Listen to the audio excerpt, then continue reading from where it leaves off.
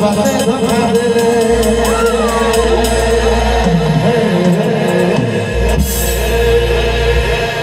एक बार प्यार से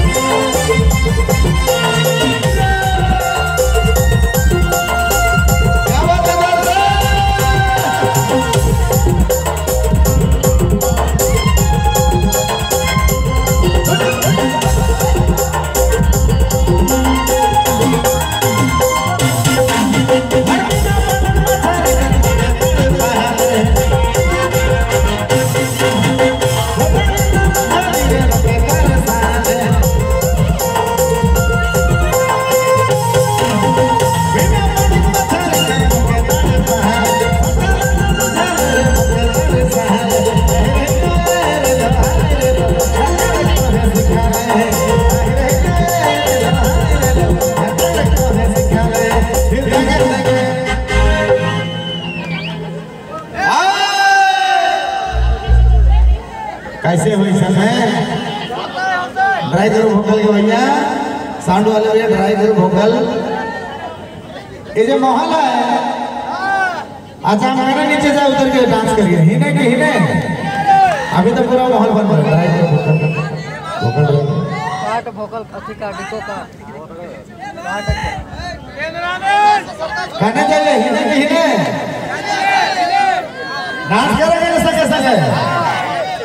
लेकिन इतना बढ़िया डांस होता है देख के दिल करते हैं आप लोगों को प्यार इधर बोलो भाई लोगों जोरदार हाल है ऊपर से हाय हाय करने बोल रहा था इसको कहने बंद कर रहा क्या किया जाए मेरे भाई